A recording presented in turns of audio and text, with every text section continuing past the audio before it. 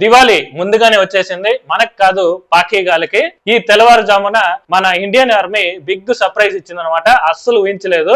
మనతో పెట్టుకుంటే ఎలా ఉంటుందో అనేది మరోసారి పాకీ గాలికి చూపించారు. పెహల్గాం దాడికి ప్రతీకారంగా Indian army, navy, air force కలిసి ఈ ఆపరేషన్ సింధూర్ పేరిట అర్ధరాత్రి 1:44 గంటలకు పాకిస్తాన్ లో 4, పిఓకేలో 5, మొత్తం 9 ప్రాంతాల పైన మిసైల్స్ తో దాడి చేసి నాశనం చేశారు. దీంతో ఒక 80 మంది దాకా ఉగ్రవాదులు మరణించారని సమాచారం. కానీ అది క్లారిటీ లేదు, ఇంకా ఎక్కువగానే ఉండొచ్చు. అయితే ఈ ఆపరేషన్ కి ఆపరేషన్ సింధూర్ అని ఎందుకు పేరు పెట్టారంటే, పెహల్గాం లో భార్యల కళ్ళ ముందే మతం అడిగి మరి వాళ్ళ భర్తలను చంపి ఆ కొడుకులు మన ఆడబిడ్డల నుదిటి మీద బొట్టుని తుడిపేశారు. దానికి ప్రతీకారమే ఈ ఆపరేషన్ సింధూర్. కానీ సినిమా ఇంతటితో అయిపోలేదు.